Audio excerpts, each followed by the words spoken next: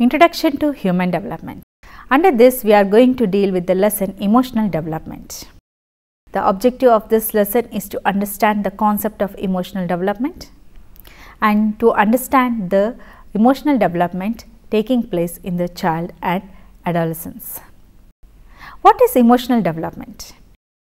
Emotional development is the child's ability to understand feeling of others and control their own feelings and behavior and get along with the peers.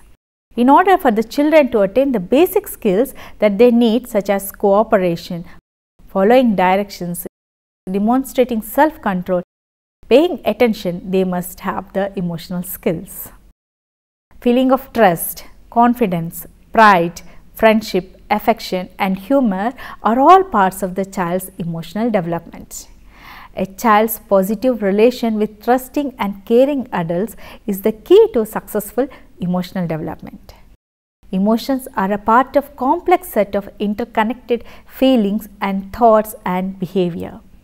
Emotions are the feelings, both physiological and psychological, that the people have in response to the events that are personally relevant to their needs and goals.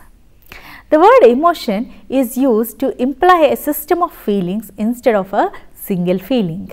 It is used to describe certain behaviors like fear, anger, joy, disgust and affection. Emotion is related in some ways to motivation as an energizer of behavior, and emotions can be classified into fear, anger, affection and others. Emotions are universally seen in all cultures and they seem to have an adaptive function. There are individual differences in emotional functioning. Now let us see the individual differences in responding to emotions. Emotionally, children are seen to be different from each other even in early infancy. Some infants are fussy and dependent, while others may be cheerful and easy. Some are fearful, anxious, and others may actively seek novelty and adventure. Some are quiet and shy, and some are sociable and outgoing. Emotional development involves acquisition of set of skills like identifying and understanding one's own feelings, accurately read and comprehend the emotional states in others, managing strong emotions and their expressions in a constructive manner, regulating one's own behavior, developing empathy for others, and establishing and sustaining relationships. Each of these skills develop on their own timetable and builds upon one another. The foundation for emotional development begins in infancy itself. For example, a 2-month-old infant is soothed and smiles at the voices of a parent. When the caregiver talks to the child, he or she will fixate on the face of the loved ones. Being able to read your child's cues and attend to them from the day they are born starts the creation of emotional development in the child, in creating a source of trust and loving relationship with the child. Why is emotional development important? A child's emotional development is as important as their cognitive or physical development. It is important to know the child are not born with emotional skills. It is the role of the parents or the caregivers or the teachers of the children to teach and foster these emotional abilities or skills.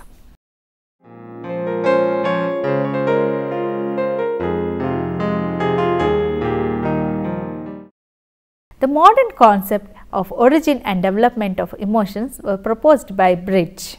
Bridge observed infants and young children extensively and studied the development of emotions. The basic emotions are present within the first few weeks of life. These are happiness, interest, surprise, fear, sadness and disgust. Complex emotions emerge after having social experiences with others. The more complex emotions of shame, guilt, envy and pride emerge later when the children have social experiences of observing these emotions in other children. At the time of 3 months, the child exhibits excitement and becomes differentiated into distress and delight. 6 months, the distress becomes more specific and 3 emotions like fear, anger and disgust, that means unpleasantness, develops. By the age of 1 year, the delight gives rise to affection and elation. Elation means excitement. By the age of 15 months, jealousy starts developing.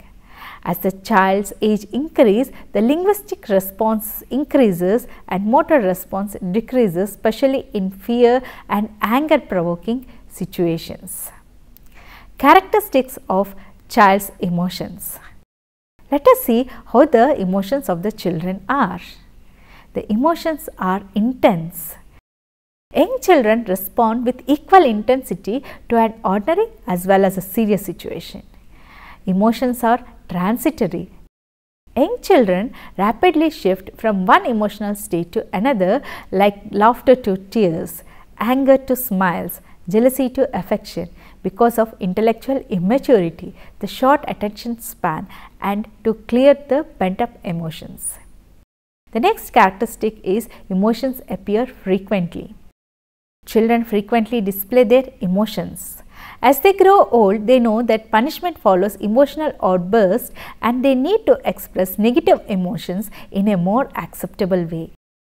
Emotions change in strength. Some emotions are very strong at one point and some are weak. This is due to variation in the intellectual development, in the strength of drives, interest and values of the child.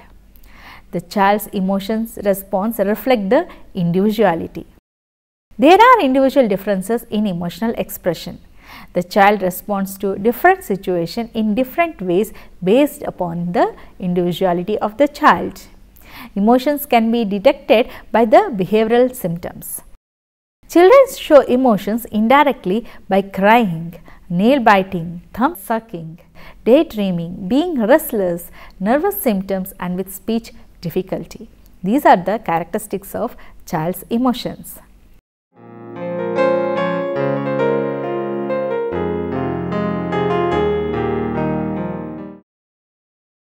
At birth, the first emotion that is evident in the newborn is general and undifferentiated type of response, that is excitement. This behavior changes to some specific type of emotional response. The next emotion to be detected after excitement is distress. This is observed by the end of first month. By the end of second month, the feelings of delight can be noted. By 3 to 6 months, the anger, disgust and fear are reflected.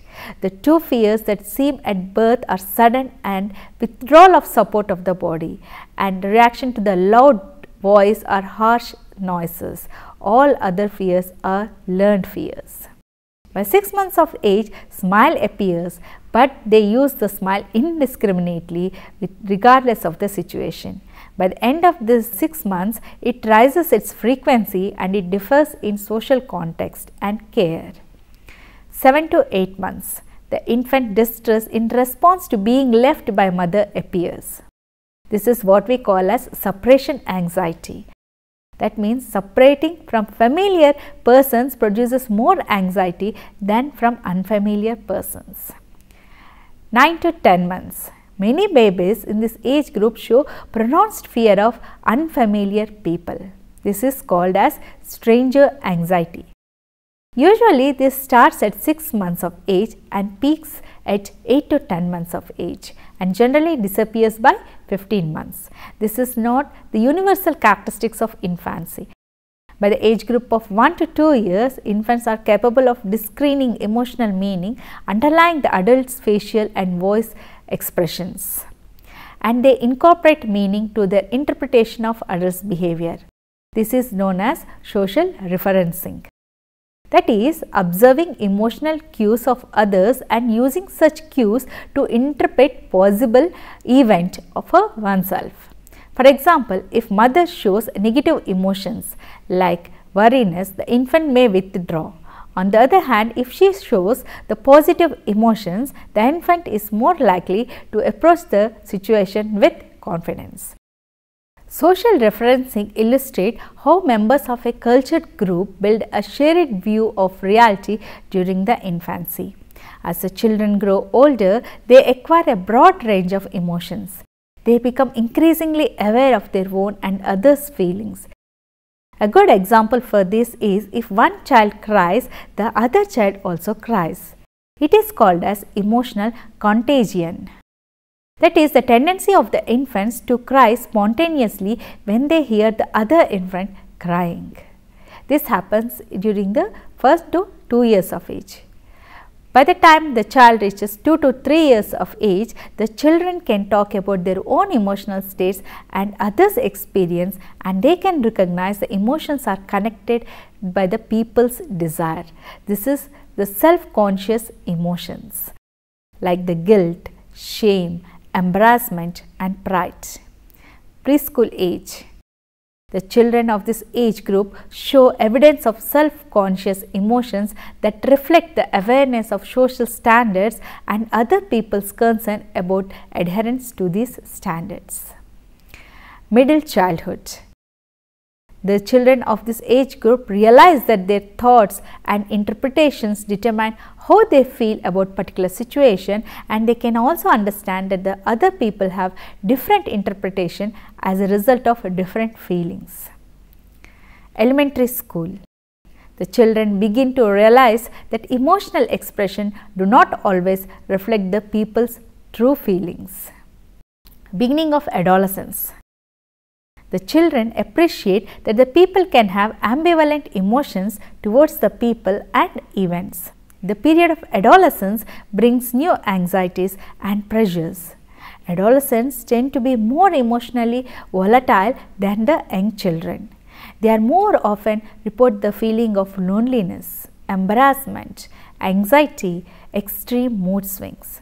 The hormonal changes that accompany the puberty and interpersonal problems with the peer group may account for these types of changes. So, this is how the emotional development takes place from birth to adolescence.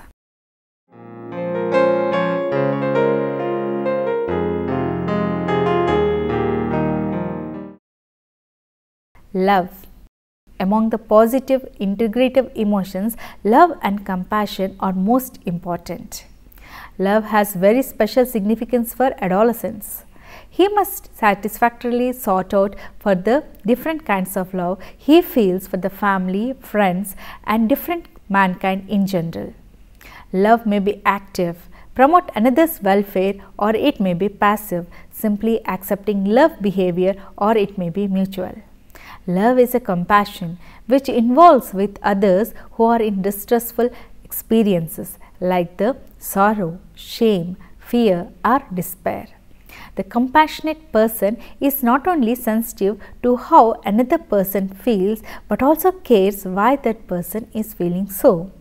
The adolescent's acquisition of the capacity for compassion depends on his experiences and adjustments. Exposure to experiences is necessary to permit him an intelligent comprehension of the situations to which the different persons have different reactions. Shyness. Shyness is more manifestation of feelings of inferiority than an emotional state. The shy person feels self-conscious when he is in group and withdraws himself. He has no confidence in his own social qualifications and fears exposing himself to ridicule. There are several reasons for manifestation of shyness. Because it is a socially oriented age, the adolescent desperately wants to prove himself and becomes more sensitive to failure. And another reason is overprotective parents. The problem of shyness can be solved best within the context of social situations. The shy adolescent should have simply ample opportunities to participate in group work which can divert his attention from himself, and to develop special talents or interests or skills which build his feeling of ego and boost his self-confidence. The next emotional state is feeling of guilt. Guilt is feeling of wrongdoing when a person sees his own actions as having violated what is right, ethical or moral in a certain situation. He feels guilty and sense of guilt is painful. Adolescents often experience the feelings of guilt in areas of conduct within the social expectations. Fears. Fears, worry, anxiety are feelings which arises as a result of one's relation to other people or imagined happenings in the environment. Fear is specific. It impels actions to escape an immediately threatening situation, and whereas anxiety is less threatening but makes the individual to feel help and lacks the capacity to cope up with the threat. The next emotional state of adolescence is worry. While fear subsides when the fear stimulus is removed, worry involves the repeated mental rehearsal of the fear producing situations. Worry is non-adjustive and involves continuously increasing tension, which further reduces the individual's capacity for action. Worry involves fear, anxiety and tension in a complex state of mind. Adolescents are susceptible to many worries over the choices of vocation, the school or college, work, relationship with other people. Research studies reveal that adolescents' worry is centered around their weight, their postures, their studies, examination grades, expressing self, and opportunities and friendships. The suggestions may help the teenager worrier to overcome his problem. They are allotting some time to consider his problem, to confide in someone he trusts and talk to it, to obtain full and authentic information concerning his difficulties, to seek professional help if he is not able to overcome worry.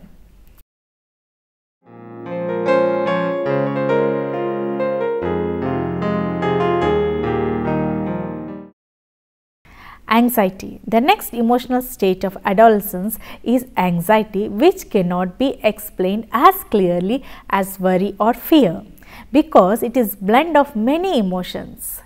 Anxiety is more generalized. The adolescent expresses many situations which are likely to serve as reservoirs of anxiety. Anxiety arises chiefly from strong impulses that are blocked by the social taboos. Examinations and the need to meet social obligations also causes anxiety. Adolescents whose early home environment was not favorable suffer from certain amounts of basic anxiety. Anxieties, like worries, vary with individual, with the age and with circumstances. There are no specific formulae for treating anxiety. The adolescent has to evolve his own technique to overcome anxiety, like prolonged therapy involving re-evaluating one's own resources and threats offered by the external world. The next emotional state is jealousy.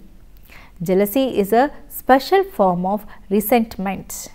It arises in an adolescent when he is threatened by actual or possessed loss of affection or prestige by a rival. Jealousy may be a result of varying combinations of threatened love, fear, anger, hate, failure, dejection and shame. The stimulus to jealousy is always social in origin. Adolescents tend to feel jealousy when with respect to their achievements in various areas like the school, the athletics and in peer relations. In order to overcome jealousy, the adolescents need help to understand that their emotion is natural outcome of their own feelings of inadequacy based on real or imagined deficiency. They should try to overcome this by themselves or with the help of others in approved ways. Depression. The emotional state of depression lacks excited drives which characterize anger, fear and anxiety. Essentially, depression is self-punishing. It's a harmful method of adjustment representing passive acceptance or resentment instead of constructive solution. Feeling of guilt forms a basis for depression. It is also likely to result from the failure to achieve their self-ideal. Solutions to depression requires discovering and dealing with specific causes. If the individual is not able to overcome on his own, may have to take expert or professional help. The depressed must decide upon action instead of passive resignation.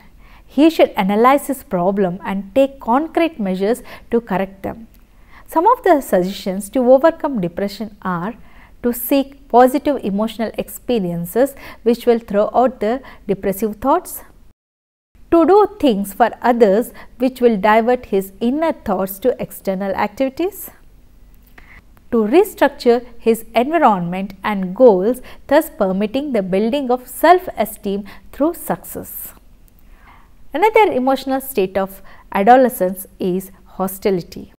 It is an act of showing enmity.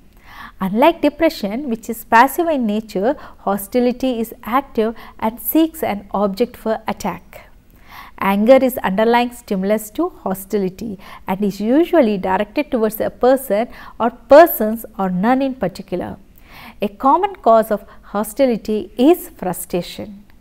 Persons in authority are more likely to arouse hostility in adolescence as they hinder their independence. The adolescents needs plenty of hand-driving sports and creative activities to release this tension arising out of the goal-directed activity. His achievement of autonomy should be encouraged in proportion to his efforts. Feeling of inferiority. Inferiority feelings involves the emotions of depression and shame rising from unfavorable self-evaluation and are based on the deficiencies either imagined or real. A person may have inferiority feeling in areas even when he really excels, simply because he falls below his own standards. These feelings are damaging and manifest themselves in many unfortunate symptoms. The person who feels inferior is hypersensitive to criticism. He feels others are actively seeking his downfall. He has the tendency to shyness, seclusion and daydreaming. Heightened emotionally. It means increased frequency and intensity of emotional experiences in relation to what is normal. It is readily recognized by the behavior that characteristically accompanies it. It is unpleasant one marked by moods and rages which come and go with greater and lesser violence. If it is pleasant one, the adolescent will be walking on clouds and singing, offering to help people, saying pleasant things to everyone. There is always some nervous tension accompanying the heightened emotionally. So, these are some of the emotional states which are common to adolescence.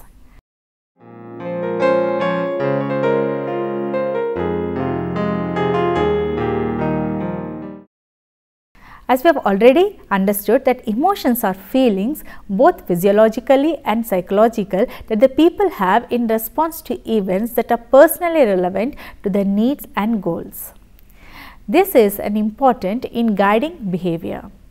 Emotional state energizes the thinking and acting in ways that are often adaptive to the circumstances. Some common emotional states during adolescence are happiness, anger, fear, anxiety, etc.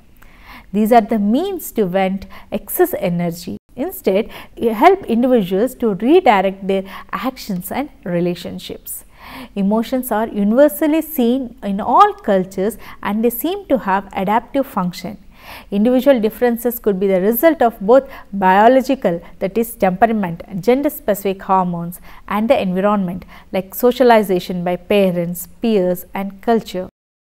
Emotions develop in several ways. For example, in children and adolescents can increasingly regulate their emotion in ways that are both societally acceptable and personally effective.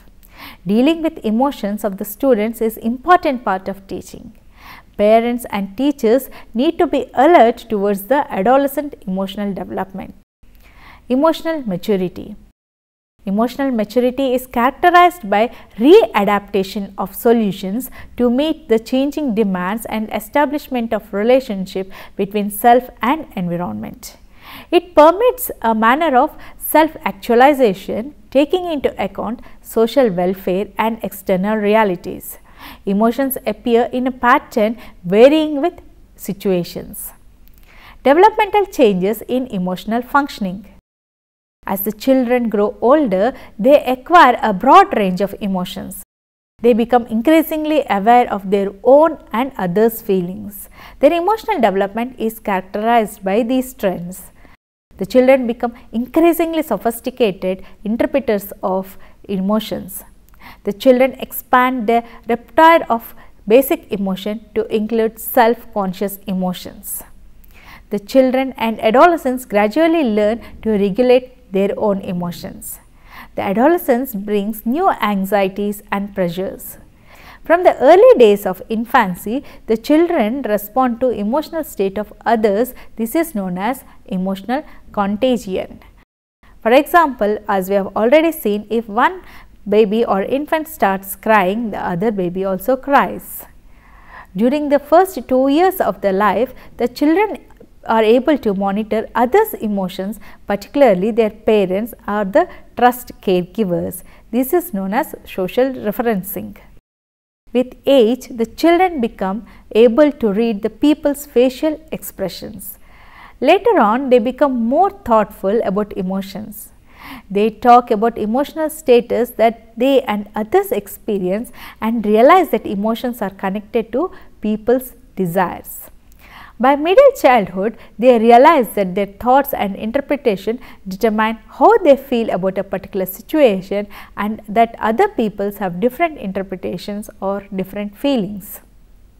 By upper elementary grades, the children begin to realize that emotional expressions do not always reflect the people's true feelings. By the end of middle childhood or at the beginning of adolescence, they appreciate that the people have ambivalent feelings towards the people and events. So, today we have seen what is emotional development. We also understood that the children are not born with emotions. They are learned through the adults or the people in their immediate environment.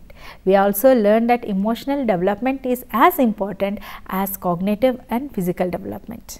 Next, we moved on to see how the emotional development takes place from birth to adolescence. We also understood the characteristics of the emotions, like emotions are intense, emotions are changes frequently in children. Then we have understood how emotions are taking place in adolescence. We also understood what are the common emotional states of the adolescents and how they can overcome the negative emotions. Hope you have enjoyed this lesson and understood it. Thank you.